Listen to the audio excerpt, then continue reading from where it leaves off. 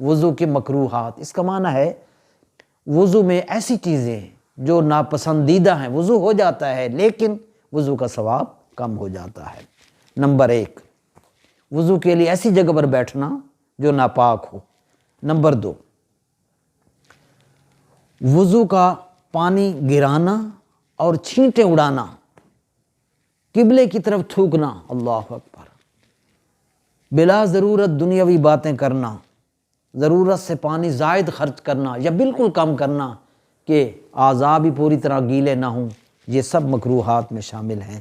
منہ پر زور سے پانی مارنا، عموماً مساجد میں لوگ چہرہ دھوتے وقت اس قدر زور سے منہ پہ پانی مارتے ہیں، دائیں بائیں والے سارے تر ہو جاتے ہیں، تو یہ مکروہات میں شامل ہے۔ بائیں ہاتھ سے کلی کرنا، اللہ، یہ دائیں ہاتھ سے کی جائے، بائیں ہاتھ سے کلی مکروہ ہے۔